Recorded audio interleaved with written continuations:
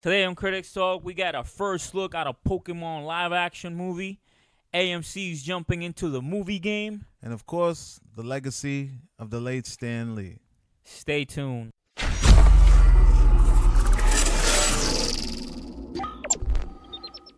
Welcome to CritiX Talk, episode 38. Yes, sir. As always, I am one of your hosts, Miguel Miggs, alongside the one and only Klep. What's up, world? How you doing, Klep? I'm doing, I was doing better until yesterday. Yeah, man, it's a sad day. It's a sad week in the world of comics and entertainment, brother. We lost a great one. Yeah, we did. He lived a long, great life, right?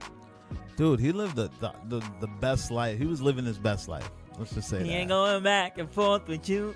Nah, but for real though, R.I.P. to the legend, Stan the man, Stan Lee. You know what I mean? Like, he's given us so many memories, so many classic characters that shaped so many of us. Yeah, man. I mean, you know what's so weird is like yesterday, and this is so strange. Yeah, yesterday was not only his last day on this earth, but it was also 2 years to the day of when I first met him and got his autograph. When is this, bro? At Rhode Island Comic-Con. I was there. Exactly. Wow, bro. So that day, and I have that picture floating around somewhere. I don't know what we did with it. Remember you were recording on the 360 cam. Oh, no, I wasn't recording. No, I got it. I have it. Oh, it was before they shut it off? Yeah, I have it. Yeah. So we secretly got a pic of Stan signing my comics, and I have that somewhere around. And 2 years to the day, man, when he was at Rhode Island Comic-Con out here, and I saw my post came up as a memory, and it was all the comics that I was starting to collect and his signature on some of them, and I was like, wow, ironically that this post is on the day 2 years to the day, and then he passed. So like I said, man, like Stan's been around so long, such a long life. Like Mark D said, he said when he was born, Prohibition was still going on. Yeah, man. I mean, he lived he literally lived like the era in which, the whole Captain America storyline was happening. Like, Stan Lee is the first Avenger. Let's get it real. Let's get it right. He lived it firsthand. It wasn't Steve Rogers. It was Stan Lee. He's the very first Avenger. Stan Lee. Stan Lee. Yeah. Oh, man. But listen, like, what's gonna happen now, bro? Like, what's the next move? I mean, I don't think anything's gonna change. I mean, a lot of people don't understand. Like, Stan Lee didn't have any say in what was going on in the whole MCU. They were pretty much showing respect and paying respects to his legacy and letting him be involved with the cameos. And even in the Larry King interview, he stated that he does not get any money on the back end from these films. They've made billions of dollars, and that does not mean that Stan Lee was a billionaire based off of the movies. He was taken care of, but as far as residuals, and theater ticket prices and all that other stuff, he doesn't get any of that. If anything, it was probably like a leasing situation of the rights, or I don't know how that works, but yeah, he was just having fun seeing his characters being made on that screen, and that's pretty much the end of it. And you know what's crazy, Klep? Didn't we see him? He had a cameo in Venom, right? Yeah, he had a cameo in Venom, and he also had a cameo in the Teen Titans Go. Wow. Yeah, they made a joke about it, and he voiced it and everything. He had lines. Yeah, he voiced it. They were pretty much making jokes about how Stan Lee loves cameos, and it was like him raving about loving cameos, and he just jumps in the screen. It was hilarious. He was he did the voice for Spider-Man, Ultimate Spider-Man too. He was like the janitor or something. Oh yeah. Yeah, I mean, he's made plenty of cameos in all of his properties since day one. I'm talking as far back as like the original Spider-Man series, the Hulk series. Yeah, he was in a lot of those, especially like the Bill Bixby Hulk. Like, he was in those. I think he was in the trial of the Incredible Hulk. He was one of the jury members. Oh man! So this is not new for him, right? Like all these cameos. And I think Kevin got hip to that, and that's probably where the Stan Lee cameo came from, because I remembered him doing that all the time. He was also in the '90s cartoon for Spider-Man, where Spider-Man met Stan Lee for the first time. It was weird, but it was cool. It's cool to see that. Yo, Cleb, is he like an actual character in the Marvel Comics universe? I mean, I don't want to say anything or confirm nothing, but I've never seen him and the Watchers in the room, room at the same time. But we've seen him in the movies, though, right? Stan Lee is the Watcher, man. He is. Like, remember in Guardians of the Galaxy Volume 2? Yeah, he was like chopping it up with the Watchers. Yeah, he was one of the Watchers. Like, he straight up they trading tales about, hey, and this one time I was a librarian. This one time I was a teacher, you know what I mean? Like, that was epic. What's like one of your favorite cameos we've seen? I think my favorite, this too, because a lot of times, like, you know that Stan Lee's going to show up in these movies, but like when it comes time to actually watch these movies, that part of your brain just kind of leaves you. Right. So when you see him, you're shocked every time. But like, you should know by now that Stan Lee's going to show up in these movies, but it's not the thing that you go to expect. And then when it happens, the payoff is so much better. Actually, there's 3 of them that I like. Let's go over all of them, bro. I love the Thor Ragnarok one because I thought it was hilarious. He's giving the haircut, with the crazy arm. Who else gets to do that? That's a great one. Who else gets to cut his hair? You know what I mean? Stan Lee would get that privilege. And then I love the Infinity War one on the bus. Yeah. Because that was just perfect. Bus driver. Yeah, like that was just perfect timing and everything. And then I absolutely love Amazing Spider-Man. When he's in the library with the headphones on and all that action's going on behind him. Is that and he Amazing Spider-Man 2? Nah, it's the first one. Okay. Because Spider-Man was fighting the Lizard Man in the library in the school. And like he doesn't even know what's going on behind him. And I just love that part. I think it was one of the Iron Man movies. I think it was the second one. Where Hef? He was Hef. Hef. That was great. Yeah, that was a he great looked one. just like Hef.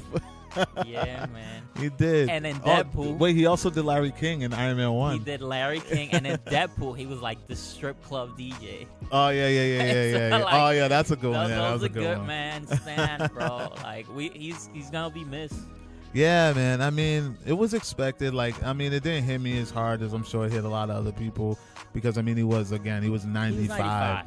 Dude, show me all the people that have lived to be 95. You know what I mean? Like, he lived a very long and exciting life. And he was celebrated in his late years. Yeah. You know, so. Yeah. And I mean, how many people get to live that long and do what they love like he did as long as he did? Like, you know, you got to kind of celebrate that. It's not time for mourning. It's time for celebrating. And I mean, his legacy's living on. I mean, we still got a major motion picture that's going to be dropping next year. 2 of them. 2 of them. Captain Marvel. I imagine he's filmed his cameos for most of those. Yeah, they did confirm yesterday. They confirmed, the Russos confirmed that Stan Lee's cameo is already set in stone for Avengers 4. It was already filmed. I gotta tell you though, I really hope that they make some changes and we see Stan Lee in that Soul Stone. Yeah. I think that's epic.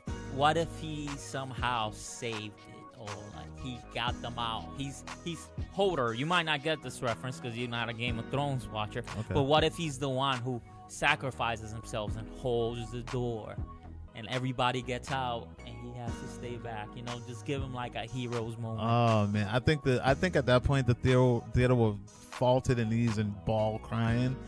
Just when he gets on that screen and we see his cameo, the uproar is going to be insane. It will be very emotional. We may miss a good 5 minutes of the movie just from the cheer when they see his face on that screen. Yeah, and you know those Marvel movies, especially opening night, man, do they get rowdy. Yeah, I mean, honestly, like if you're a real fan, I mean a real fan, there is no other way to see these movies than on opening night. Yeah, with like all the frantic fans that are like fiending and just crazy thirsty for this film. It's an emotional moment. It's emotional. When I went to see Infinity War, dude, I felt like I was like 10 years old. Yeah. My son was sitting right next to me, and I was holding back because I didn't want him looking at me like I was a weirdo. Like, I literally, every moment. Yo, Dad, you okay, Dad? Every Why moment. you crying over there, every man? moment was cheer-worthy. Like, I wanted to just jump out of my skin. So I already know Avengers 4 is going to be through the roof. And when that Stan Lee cameo hits the screen,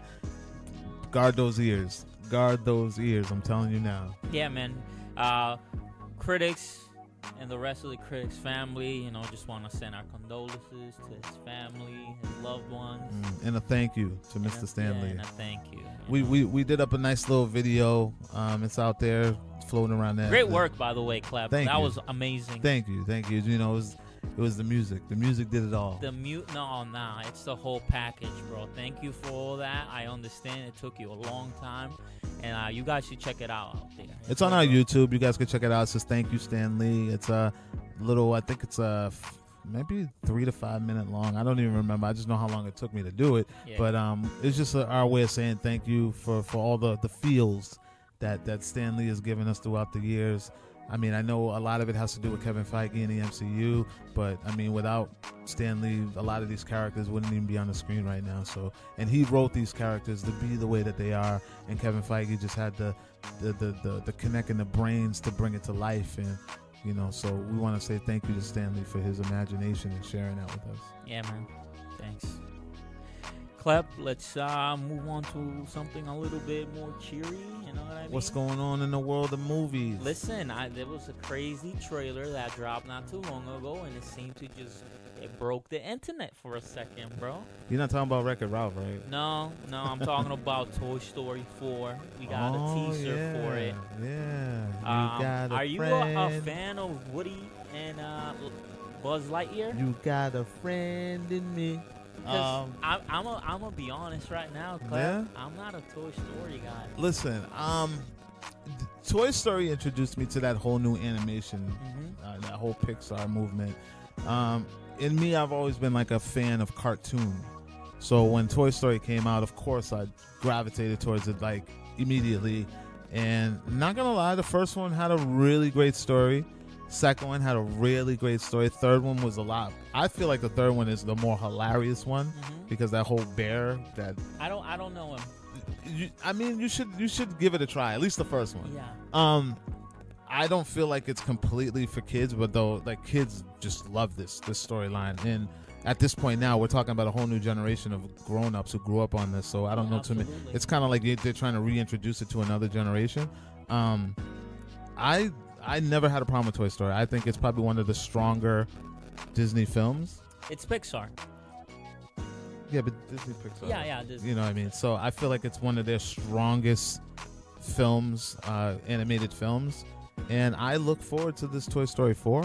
We know little about it. We don't know what's going on, but I have a feeling that it's going to be very, very emotional.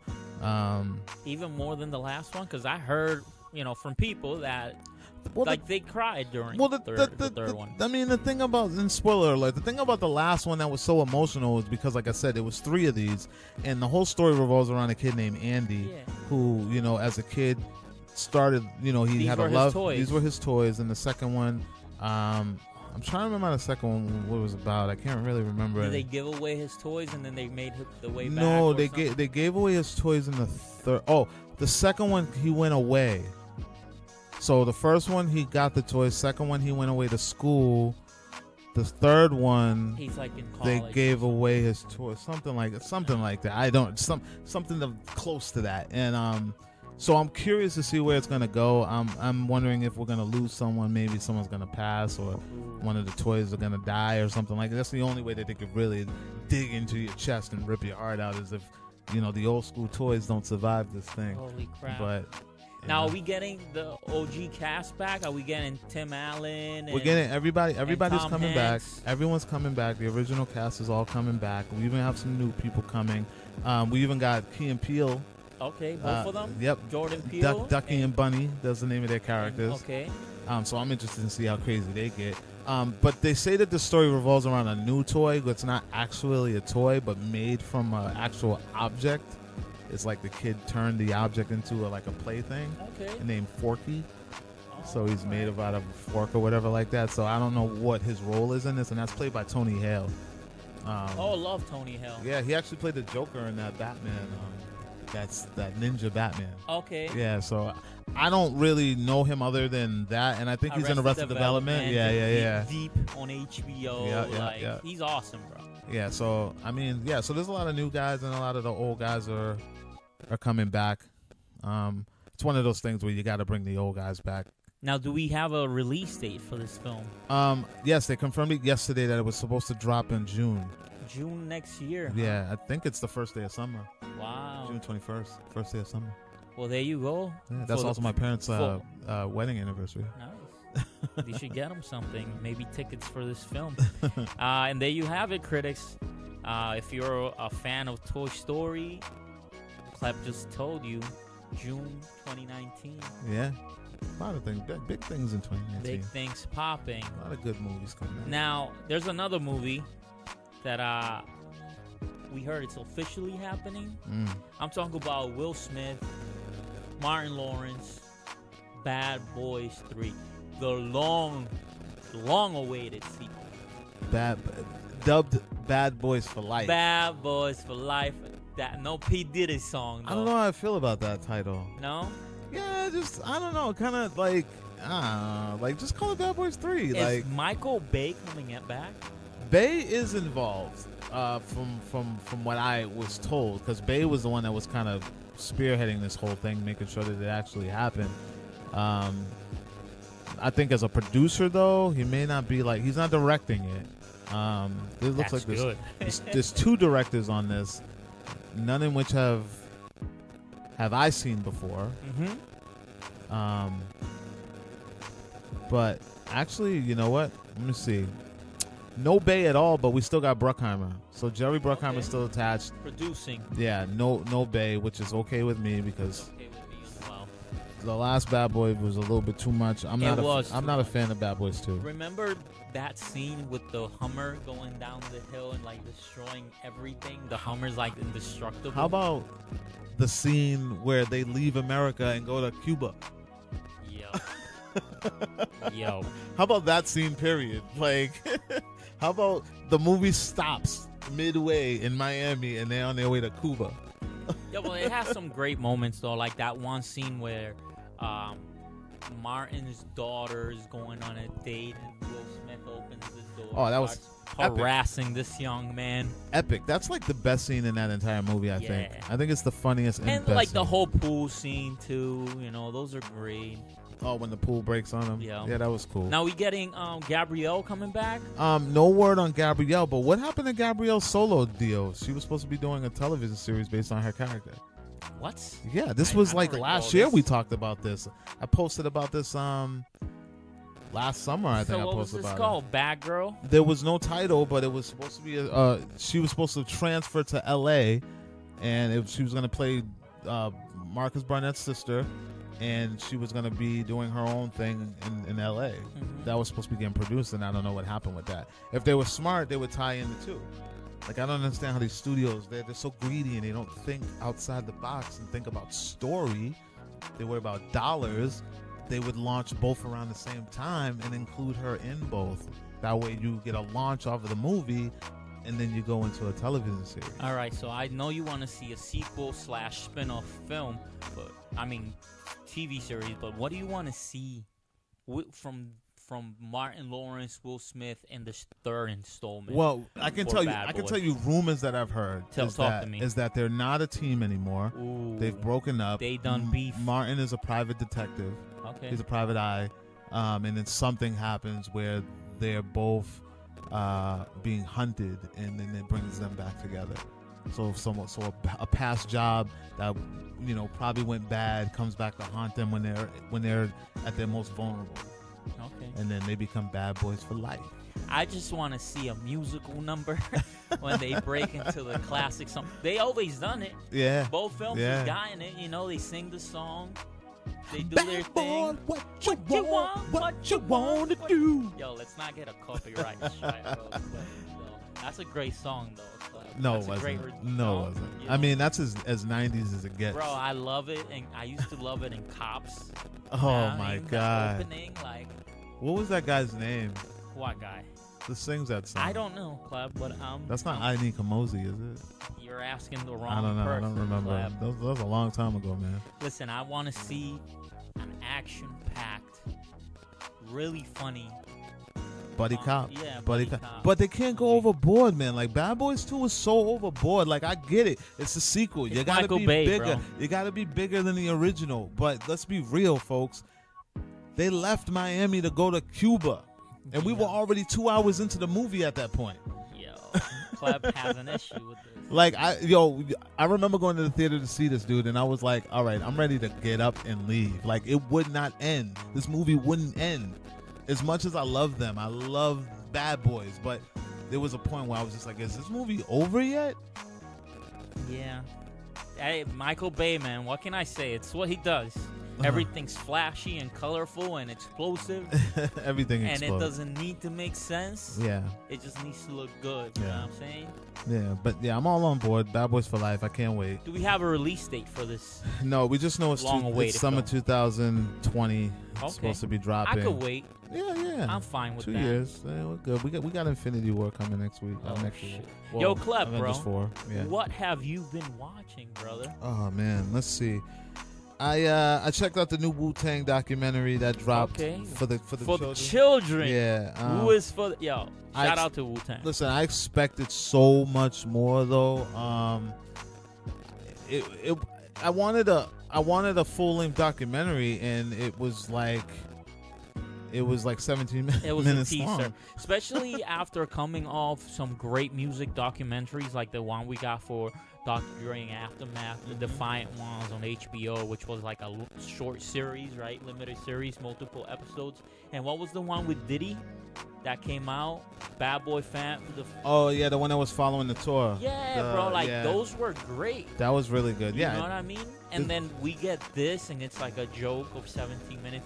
Now, do you feel like this is like a teaser or maybe a proof of concept so they can put together, some money and make this actual documentary happen? I was thinking that, but I really wasn't sure. Like, it's well done. Like, it's not like some cheaply done documentary. Like, it's legit. So it doesn't feel like there's a second part. It doesn't feel like it's going to continue. It actually looks like it's done, directed by Shomi Patwari. Certified is the name of the people that put this out. I don't really know much about those guys, but they got exclusive rights to put this documentary on. It's done really, really well. And we get all the Wu-Tang members giving interviews, including Young Dirty Bastard, who's stepping in for his dad. Oh man, he gives a little performance singing, his classics. His dad. Yep, he was singing Shimmy Shimmy Ya. No. He was singing oh, jeez, I can't even remember what he was singing. Was it Shimmy Shimmy Ya? I don't remember. I just know he did a damn good job. That's my money. And I like him, stepping in for his dad with the crew. It looks good. Like if this tour comes around, I'm going to it. So what's the YouTube channel? You said Certified. YouTube channel, and if you want to see it, it's called just like this: For the Children. 25 years, enter the Wu-Tang. 36 chambers in parentheses. It's good. It's done really well. It's brief. I mean, you could watch this, on break at work. You could watch it twice in 1 hour. Yeah. Yeah, it's brief, but it's good. It's gonna make you want more, and hopefully we get like a full-length version of this or something, some sort. They were also just on Good Morning America. All of them? All of them promoting the 25 years. Our own Jimmy Kang was there. Jimmy Kang's from Worcester. Shout out to Jimmy Kang. Shout out to Jimmy. He manages Wu-Tang management. I saw Big Nate out there. Shout out to Big Nate. But yeah, they're on a tour promoting 25 years. Doesn't feel like it's been that long. Man. It makes you feel old, don't it? Damn, dude. I remember having a cassette tape. Oh, yo, Cleb had the purple tape. I did have the purple tape. I think I still do have the purple tape. With that color, just fire color. Yeah. Nah, I had Method Man was the very first CD I bought. Ever. I got it for Christmas. I got Lords of the Underground, second album, and Method Man Bring the Pain album on CD with a CD Walkman. Yo, kids Christmas. don't even know what a CD is these days. I know, let right? alone a cassette. I know. Yeah. Wow. Cleb, what else? You watch that Bohemian Rhapsody, I hear. I did watch Bohemian Rhapsody, and what a fucking letdown. What? Yeah, man. We got to talk about this one, Cleb, because from what I've seen in the trailers, that's not what I get. Like, it looks like an epic biopic. You know what it is? It's just a rockumentary, man. I mean, if you're a fan of the music and behind the music, you're gonna love it because there's a lot of sing-along time in this film. A lot of music, not enough story. Yeah. They kind of barely brush the surface, and they exploit his sexuality, and that's what it becomes. It becomes a movie about a guy who didn't want to come out in his era. But the weird thing about it was it doesn't work because everyone that was important in his circle knew about it and kind of pretty much, they understood. No one questioned his way of life, so it was kind of weird to see. To me, it didn't really look like he was struggling to move forward. To move forward or whatever. It was just something that he never talked about, but it was something that was very clear as day. From the moment the movie starts, you're like, there's no way in hell no one knows this man is gay. Yeah. And I don't know. It just didn't deliver the way I expected it to, but I'm a fan of the music, so therefore I enjoyed rocking out every time there was a behind. Like they show a lot of musical numbers and how the songs got put together. Yeah, and that's the best part because you're like, oh, cool, that's how they thought about this song. And then there's like an element in the movie that's really, epic, but you find out that the characters involved are fictional. So it's like, why is this even happening? There's characters in this movie that it's never happened.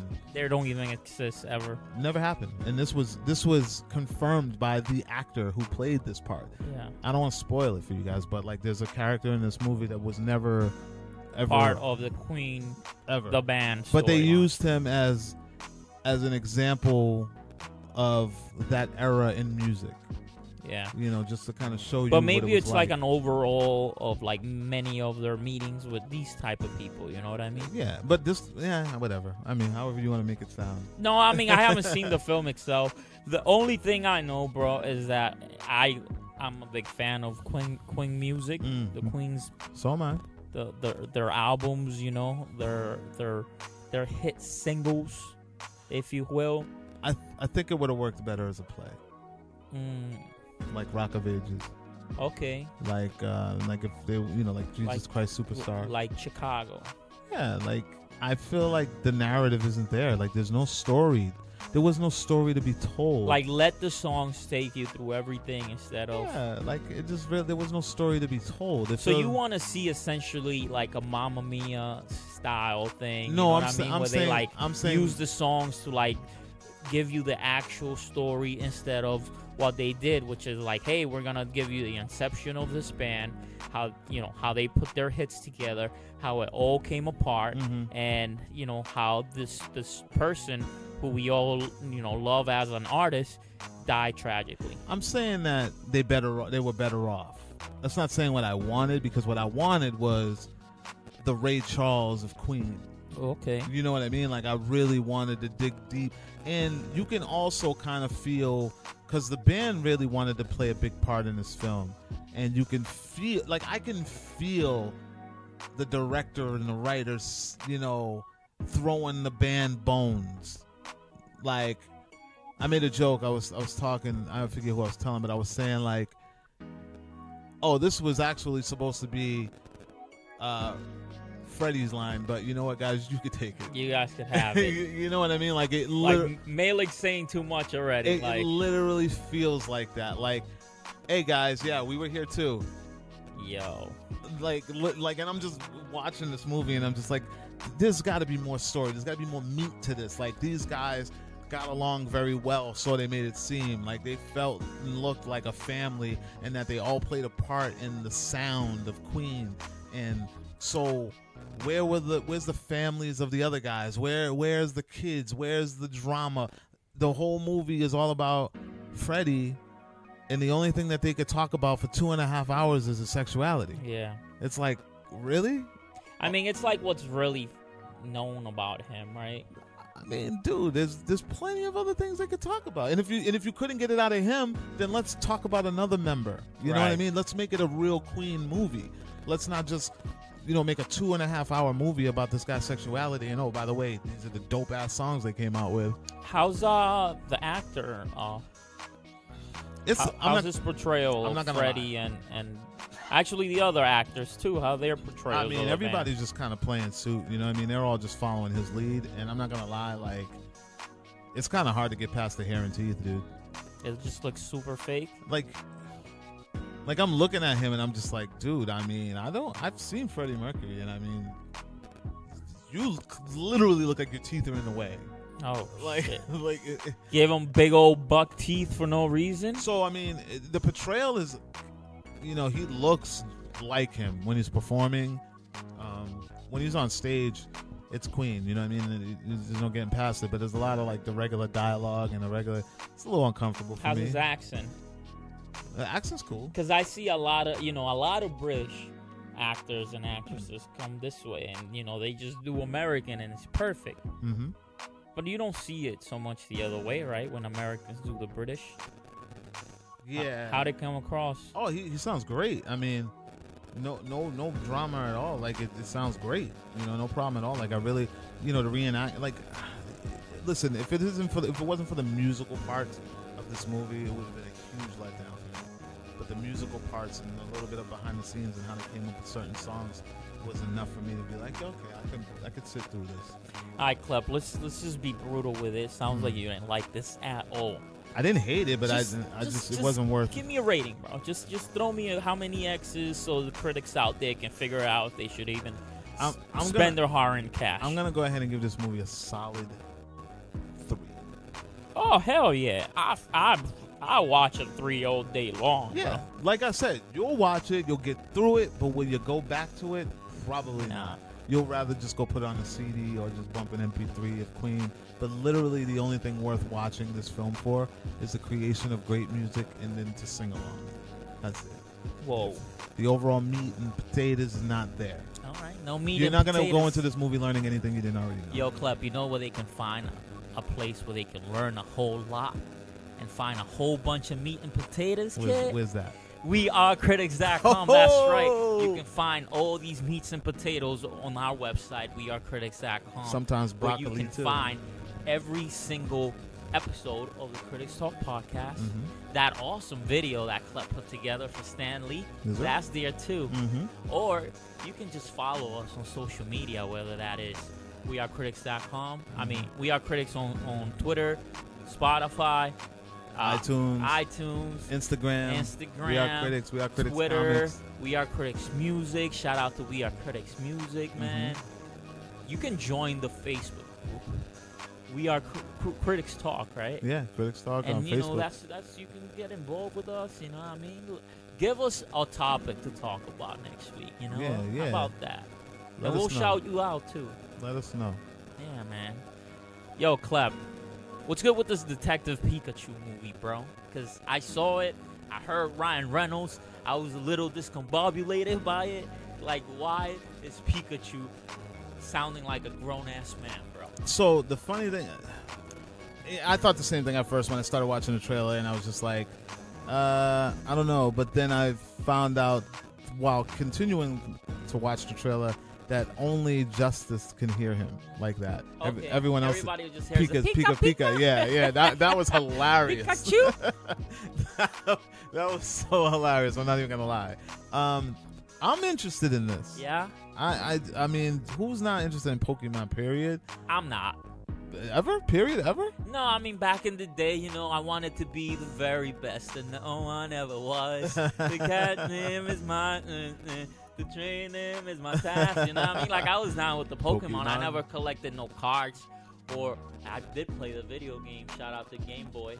You know what I mean? But so this is beyond my years. yeah, this is way beyond my Pokemon time too. Cause in this storyline, Pikachu's like a straight up Sherlock Holmes type of detective, you know, and he's gonna help our main character played by Justice Smith, Yeah. right, from the Get Down, Yeah. from Jurassic World 2. What else we've seen him in, Clep?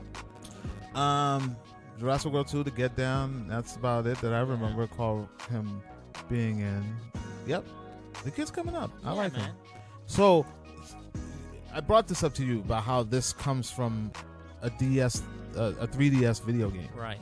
I'm not familiar with the storyline completely, but yeah, that's where this comes from. So a lot of people were confused because they're like, this isn't the Pokemon story that we all remember. Yeah, and it's that not we're used Ash to. Ketchum. Yeah, but this is definitely for the newer generation because the Nintendo 3DS is like the thing with the young kids now. Yeah. So a lot of them will understand or be able to follow exactly what's going on. So, Klep, why Ryan Reynolds is why? Why not Ryan Reynolds? He should be in everything. He's like crazy hot right now. Yeah, he like, can. He's on all over everything. He can do whatever he wants at this point. I mean, with Deadpool, he knocked it out the park twice. The Pikachu thing, I mean, is it gonna get raunchy? You think? No way. No, it's no, for no, kids, no. right? No, I think it's PG or PG-13. I think it's PG. I don't think it's gonna be anything raunchy like that. You know, the most interesting thing to me was the fact that this is the very first time we've seen humans and Pokemons in like a real world situation. Mm-hmm. So we got to see like what these monsters will look among like humans. So, you know, size difference between, you know, these Pokemon and people and their powers and like what Charizard would look like, you know? Like, yeah. That was kind of cool, man. Yeah. I'm not even gonna lie. It gave me a lot of that Pokemon Stadium feels back in like Nintendo 64, you know? Mm-hmm. Where they're like fighting and stuff. Like it was just great to see. So according to the video game plot, Yeah. the movie is following it to a T. Oh, let's give us that little preview. So basically, the story starts off where, you know, Pikachu bumps into this kid who is Tim Goodman, and Tim Goodman can understand him, and something about Pikachu's owner, who is Tim's father. They're on a search of trying to find him or something. He's the one missing. Yeah, so it's following it to a T. So anyone that's familiar with the game will very much be into this film. I'm interested in this film because, like you said, I kind of haven't seen anything like this since like the Who Framed Roger Rabbit days, and the animation is so much better than what it was back then in '89. So this just looks good. I just want to see a Pokemon battle. Yo, that would be hot. That's literally the only reason I really want to see this movie. I want to see a live action Pokemon battle. So obviously it's gonna be Pikachu. Who you want to see him go at like versus? You know, I don't know. I just want to see one. I don't even care if it's Pikachu. I just want to see one. Yeah, I feel. You know what I mean? And this is expected to drop in May, so 5/10. You guys look out for that. Yeah. Pokemon Detective Pikachu. I'm gonna be honest with you, Club. Yeah. I'm like zero into this. Oh man. I'm not into this. What will it take for you to be like, I'll take a free screening? At least a free screening. I don't think anything, bro. I feel like unless you come back and be like, "Yo, Migs, this is the Godfather 2." What if right Ash here. shows up? If there's an Ash cameo? No, I just don't care. Oh Pokemon man. is just not my jam no more. Not even a free screening. No. Not even worth the drive to Boston. I huh? wouldn't even do that. Oh man. I'm good with Pokemon in general. Not even Ryan Reynolds. No, listen, like we spoke about it last few weeks, right? We talked about the Christmas Once Upon a Deadpool. re-release. Yeah. We called it, what do we call it? The Deadpool Before Christmas. You called it, the Deadpool, but it's called Once Upon a Deadpool. Once Upon a Deadpool. You know, I knew they were working with the title, Yeah. you know. So, but I'm more interested in that than this. But like, it's because that is like, I know what I'm getting.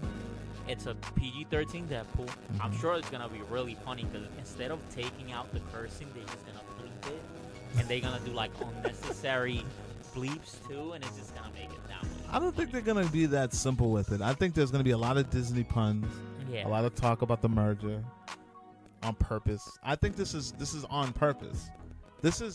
Ryan Reynolds is a genius.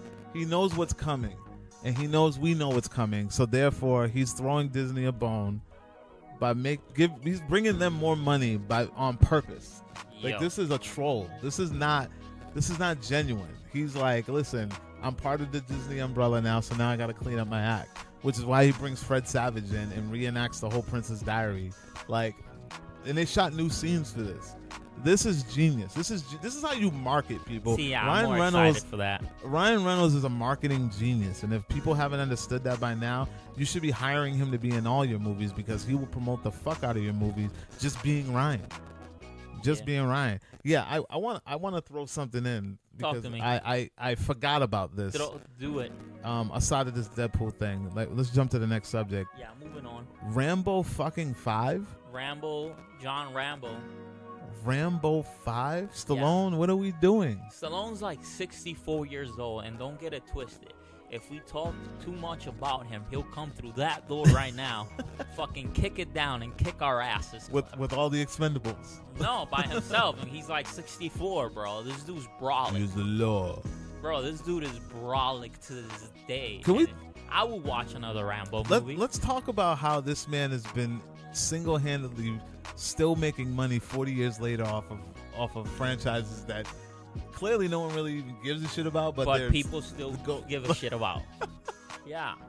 Like, let's be real. Creed is Rocky. Like Creed is Rocky. Yeah. Creed is a Rocky movie. It's part of the Rocky legacy, and we only go because it's part of the Rocky legacy. I mean, no. After the the first one, maybe. Come on. Creed is but good. At this point, like, we believe in Michael B, bro. Of course, we believe in Michael B. You attach Michael B to anything, if you know what I mean. But what I'm saying is that the nostalgia of the Rock, dude.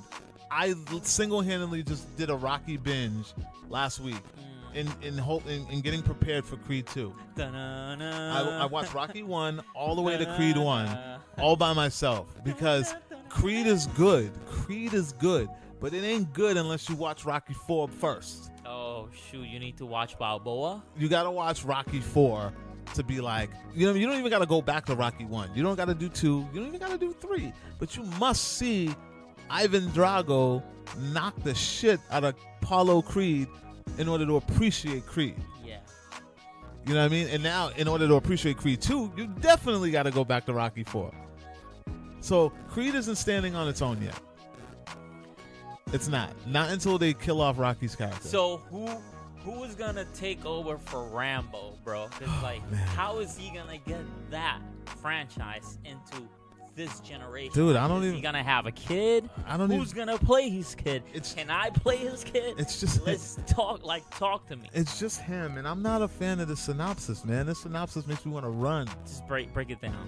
Rambo goes up against a Mexican cartel in what's reported to be his last adventure. I'm sold.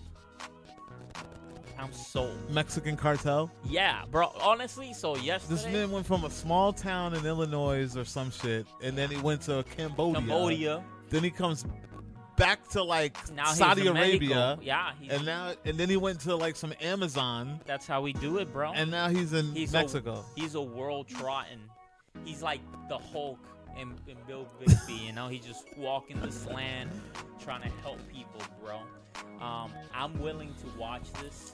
I just saw a trailer for Narcos the next season. Yeah. Mexico? Who's it? That's John Leguizamo, right? No, who's that? Michael Pena. Michael Pena, that's right. And Diego Luna, bro. And I got some news on Diego him, Luna. too. Yeah, bro. We were just talking about him. We will be just talking about Let's him. talk about it. All right, yo, you're done with the Rams? Listen, I'm going to be in the theater, trust me. All right, Free screening, though. Oh, he said I ain't giving Stallone no money. Shout out to Rambo 1, 2, and 3, because those are the ones I grew up on, and those are the only 3 that exist to me. But, I mean, more power to... All right. Yeah, more power to Stallone. Sly has done great for himself, man. But listen, let's talk about Diego Luna, bro. Yes, he's got a show on Netflix coming up. It'll be a new season of Narcos, their hit series. This time around, starting Michael Pena as a new DEA agent, and he's going to be trying to take down a new cartel led by Diego Luna. We know Diego Luna from he was in Star Wars Rogue One. Rogue One, yeah. And that's, in fact, the news that I have for you guys. Go ahead. So Disney went ahead and announced a second live-action Star Wars TV show. And this is because they're trying to beef up their soon-to-be releasing Disney Plus streaming service. So alongside the Mandalorian, what is it? The one that Jon Favreau is directing? I forget. I know what you're talking about. The Boba Fett one? The Boba Fett one. Alongside that one, there's going to be a prequel, if you will, TV show following Diego Luna's character from Rogue One. Between him and K2SO, which is like his big robot friend, bro, this is money. Honestly, out of all these services, other than Netflix, the only other one that might be enticing me is Disney Plus. I'm interested in Disney Plus. I'm not gonna lie. They got a lot of things that's coming, and I think I'm gonna definitely subscribe to that. Hopefully, I can do like I did with DC the Universe. DC and just throw it to the phone bill instead of having to come out of pocket. I'm kind of done with Star Wars. I mean, Disney is making me hate Star Wars. I'm not gonna lie. Like, I used to really appreciate Star Wars and look forward to, every 2 years on Christmas time they would show another story, another episode. But now all these spin-offs and all the it's just too much, dude. Like, I don't have the time or patience to give a damn about any of these. Yeah, it's just too. Excuse me, it's just too much, man. I can't. I don't know about you, but I can't keep up with all of it. I don't want to keep up with it. I want to watch this because honestly, I wasn't big into Star Wars, but I thought Rogue One was great. I liked his character a lot, so I can rock with that. I want to see more of that. I want to see his relationship with, like I said, with K2SO, which was like this super sarcastic robot. Yeah. Played by Alan Tudyk, right? Which we almost had a chance to meet him at the con, but damn, dude. Yeah, that's right. He was there. Oh man, now thinking back, I'm just like. That's also the dude that was in Knocked Up. Adam Tudyk was in Knocked Up. There was a dude that was like tightening it up, wasn't it? I don't remember him, but I know him as homie from Serenity and Firefly. Yeah, bro, like, that's the homie right there. He played Bruce Wayne's cousin in The Power. What was that show? Powerless? Ugh, yep, that was him. That's the same dude. Yeah, that show was bad. You know what though? I tuned in every week for it though. Me too, until I got canceled. Yeah. So yeah, that's coming to Disney Plus alongside the now confirmed Loki series starring Tom Hiddleston as Loki, coming back as Loki, even though he, R.I.P. himself recently. But yeah, that's all coming to Disney Plus. Now, the Star Wars, the 2 series, a bunch of original content, whether it's movies or new shows from Marvel, specifically for this streaming service, man, I'm all in, bro. Yeah, yeah. Not even for Loki? I'm still on the fence with Loki too. I just feel like a lot of the stuff Disney knows how to milk the hell out of shit. And yeah, we love these characters, we love what's going on, but I don't know, man. It's just, come on, let's finish up the MCU first. Let's see where it's going. There is no finishing MCU. We don't even know what's going on. We don't even know what's going on yet with it's Avengers 4. Forever, Here's the thing though. Like, they're giving us all these stories and shoving all this stuff down our throats and pause. But we don't even know what's going on in Avengers 4 yet. We don't even have a trailer. Like, this dude's mad right now. Yo, I am, because I feel like it's overwhelming. It's just too much. Yeah, all these announcements. How about you announce a damn trailer for the movie that's coming out in less than 4 months? Yo, announce the goddamn name. Yeah, I mean, we got Captain Marvel coming out, which is getting no love since the trailer dropped because the buzz wasn't what they thought it was going to be. And then we have Avengers 4 dropping. We don't even know what anything looks like. We don't even have a trailer yet. Where we at? When November, December, January, February, March. 7 months. And they'll fly by too. Yeah, come on, man. I don't want to hear any more announcements about properties that shouldn't even be happening because everyone's supposedly dead. Yo, this dude felt personally attacked. Everyone's supposedly dead. In my face Everyone's supposedly dead, and we already have a Spider-Man sequel coming out. We already have a Black Panther sequel coming out. Now we got a Loki show coming out. We got a Scarlet Witch show coming out. We got a Hawkeye show coming. We got a Black Widow show coming. Movie. Whatever. But all these people are supposed to be dead. Let's get Avengers 4 and then start making Figure that out. Yeah, I don't know. Listen, I'm all about it. Disney Plus, man. Take my money, son. Oh, yeah, I'll be signing up still. I want all the Marvel movies. I want all these Marvel shows. I want new Marvel shows. I want animated shows. I want it all, bro. I'm paying you money. Give me all that streaming. And I'm guessing Netflix is gonna lose a whole lot of characters too. Yeah. But that's a story for another day. I'm overwhelmed, goddamn. Let's talk about someone who said they were losing a character, but instead they just like played all of us. Clep, I'm talking about The Walking Dead. Rick Grimes' last episode was advertised for basically the whole season, right? They made a whole big deal about this. Made a giant deal about it, talking about Andrew Lincoln is done. So what's going to happen? Clep, and I believe you and I had a conversation probably like the night before, and did I not call it exactly what they were going to do? You said that he wasn't going to. I told you he wasn't going to die, and that stupid helicopter was going to take him away. Yep. Shout out to Nick, too, because, like, I told Nick this at the con. Yeah. And, like, I didn't watch it that Sunday night, right? Yeah. I didn't watch the show. He hit me Monday morning, like, bro, you called it. I was like, yeah, you know, I haven't watched it yet, but, like, it just makes sense. So, spoilers. If you haven't watched it, you know, I'm going to give you a few minutes to maybe pause it or skip a little bit forward or, you know, save it, come back in a couple of weeks. But Rick Grimes gets really badly hurt his last episode. And instead of him dying like people do when they get hurt like that, because they gave him, like, the craziest badass moments in that last episode, bro. Yeah, they did. Did you watch it? Yeah. Bro, homie was bleeding like a pig for fucking like 8 hours, and he was still like fighting shit and killing shit. And then he like, blows what up the bridge, and then everybody starts ugly crying. Oh, shoot. But yeah, man, like, instead of him dying like he should have, what happens is the helicopter takes him away, and at the end on Talking Dead, the showrunner comes on, and he's like, hey, this is the last episode of Rick on The Walking Dead.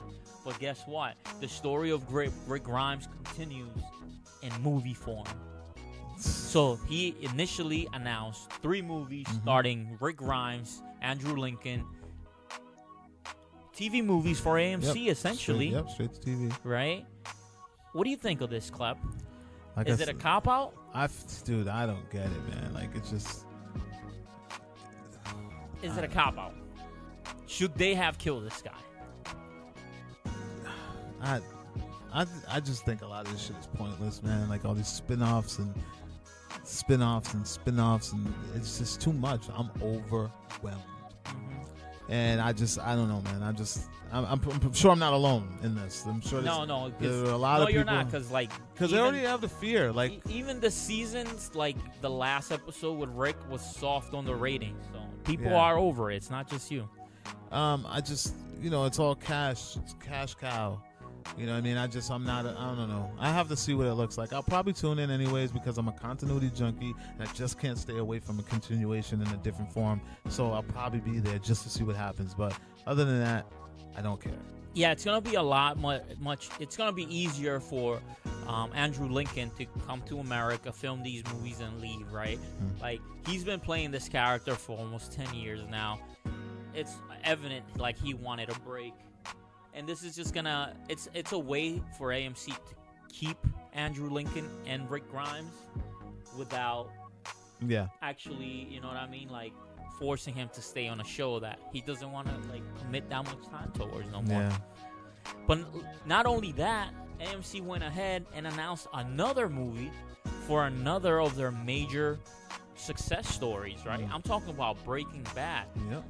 Even Breaking Bad is getting a film. But it hasn't been confirmed whether it's gonna be a TV movie or an actual feature film. Yeah, and they haven't even given like a timeline, like when when it's gonna take place. Yes. When is this taking place? It's following the story of Jesse Pinkman, following his escape.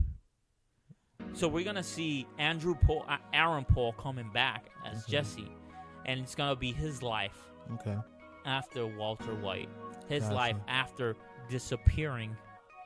It's crazy, bro. It's crazy. Listen, I'm a huge fan of Vince Gilliam, right? That's the creator, director, writer of Breaking Bad. This dude's a genius, straight up. So if he wants to do it, I'm all about it. I'm yet to watch Better Call Saul, but I heard great things. And, you know, as we know, prequels are super difficult to do, especially when it's like in TV form. Yeah. Because you have to go like years before, and we already know how these characters end up. So it's like, okay, basically you're just gonna walk me to that point. Yeah. And it's hard to keep the audience engaged. But from everyone that's watching Better Call Saul, people are saying it's really good. So People I'm love excited. Better Call Saul. Yeah. So it says Aaron Paul has been confirmed to reprise his role as Jesse Pinkman. Bryan Cranston has expressed his interest in returning as well, but his level of involvement, if any, has yet to be announced. Yeah, I could see him being part of like dream sequences or, like Jesse's consciousness. Because spoilers, Cleb. Nope. I don't want to hear it. All right. I don't want to hear it. Out of respect for you in the room. I'll get there. I've seen the last episode online, but I don't know what was going on. Okay, so I'm not even gonna go there, bro. Yeah. But yo, what do you think of AMC making moves, bro? Because these are moves that they're making. I think every station should be going in that form. Original content is what's in right now, and it's kind of hard, like you said, to keep people in tune with like a long series. And it's not only because we don't enjoy these series, it's just that people have minimal time these days. So if we can't binge it week to week, it's tough. So why not just make movies? I hear you. So I like that, Club. Yeah. I feel you and I agree. Yeah. I feel like every TV station needs to make a little original film every now and then. Why not? It used to be like that back in the day, Club. What happened? They used to do like the specials on ABC and stuff. Talk about specials. It was a straight-to-TV movie. Talk about specials. Sabrina's getting a holiday special. Holiday special? Yeah, Halloween's getting a Christmas special. Sabrina's getting a Christmas special on Netflix. I fucking love that. So, okay, I gotta be honest with you. Yeah. I've been watching Sabrina. I love it. I didn't. I'm not. I'm not loving it. I love it. I feel like you may have overhyped it. No, it's not bad. Nah. Listen, if you're into that, I'm into like that whole like mellow teen drama shit. I go back to Degrassi, man. I go back to it all the time. Quick. Riverdale's good. Riverdale's better than fucking Teen Wolf. I'll tell you that. I'd never watch it. Me neither. But I tried. Listen, what? I don't get the whole Sabrina Harvey thing. Like, I don't fucking get it. What do you mean? I don't get it. Like, so, he's dumb as, like, he's dull, bro. But that's how Harvey always has been. She's like, I don't get her appeal either. Like, I feel like this Harvey is more intelligent than the Harvey from the original series, the TV show. Yeah, perhaps, but like I don't get their relationship and why it's so intense. I don't get it. But whatever, It's what helps her feel human, I guess, man. I guess. So I'm gonna tell you, I just finished the episode where the dream we're caught in the dream. Mm-hmm. That was good, but like I like the special effects on it. I'm not even gonna lie. I like that Netflix. It's good. Netflix put some money into things. It's perfectly dark the way it should be. It is very dark. It's perfectly like, no disrespect. Melissa Joan Hart, she did her thing for that time, but it's a whole different feel. They redid the comic book series, and this is exactly that. It's darker. It's more grown up. It's satanic as hell. Yeah. It's just, I just love the tone. The Dark Lord. The Dark Lord, right? The false god. My God, dude, it's so bad. Listen, if you're in the church, stay away. I'm telling you. Yeah. You're gonna walk out of there. Like, I'm not even gonna lie. I felt a filthy way. Like after watching that, I binged it overnight, and I kind of had to just step away. Like, I'm telling you, this is probably my most productive Halloween I've ever had. October was filled with demons, man. Yeah. I've watched so much dark shit in the month of October this year that I literally walked away from Netflix like, I need an exorcism. Like, I literally. need to watch some Voltron or something. I need cheery. I need a cleansing. Like, seriously. Like, from the Hill House to Haunted to Sabrina to, like, dude. To Halloween. Oh, my God. No, it was very, very, very dark October for me. Well, you're going to have a dark Christmas as well if Netflix has anything to do with it. But it's going to be a movie? It's going to be like a special episode like they did with Dark Mirror? Black Mirror? Black Mirror? Black Mirror. Like they did with Black Mirror. It's going to be like a special Christmas episode. They did a special Christmas episode for Sense8, which I never watched. But I wonder if I wonder if this will link with Riverdale. It doesn't make sense to do a special and you don't link. I don't know. I mean, there's a character who shows up from Riverdale in Sabrina, so Yeah, I wouldn't know who that person you won't is. know when you see him. Yeah. You won't know. Yo, Cleb, that's all I have for the critics out there. That's the end? That's the end, That's bro. a solid hour Episode for y'all. 38 special, kid. 3-8, baby. We out here just blasting them every week. New episodes. Well, I guess this is that time, man. We're out of here. I'm just going to say the thing that we always say. We want y'all to make sure y'all wake up, be passionate, create, and repeat. Critics Talk. We out.